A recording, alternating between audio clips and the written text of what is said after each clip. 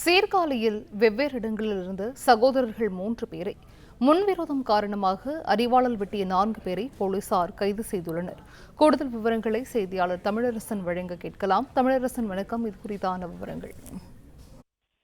சீர்காழி வெவ்வேறு இடங்களில் இருந்த சகோதரர்களே மர்ம நபர்கள் அருவாள் வெட்டும் காட்சி தற்போது வெளியாகி உள்ளது. அந்த காட்சிகளை தான் பார்த்து கொண்டிருக்கிறோம். இந்த காட்சிகளை தற்போது அடிப்படை கொண்டு போலீசார் 4 பேரை தற்போது கைது செய்துவிட்டார்கள். மயிலாடுதுறை மாவட்டம் சீர்காழி ஐயனார் கோவில் தெருவை சேர்ந்தவர் மதன். இவர் சீர்காழி சத்யநாதர் கோவில் அருகே பச்சு கடை நடத்தி வருகிறார்.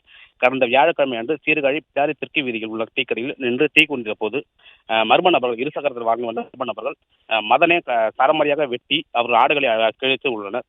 தொடர்ந்து அவருடைய உறவினர் முறையான மணிகண்டன் மற்றும் சுரேஷ் அவர்கள் உப்புநாட்டங்கரையில் இருந்தபோது அவர்களையும் தாக்கினர். பலத்த காயமடைந்த மூவரையும் அருகில் இருந்தவர்கள் மீட்டு சீர்காழி அரசு மருத்துவமனையில் அனுமதித்தனர்.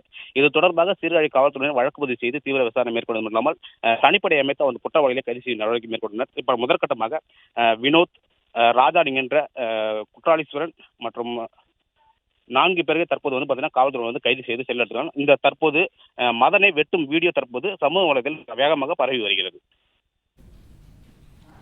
விவரங்களை வழங்கியமைக்கு நன்றி தமிழரசன்.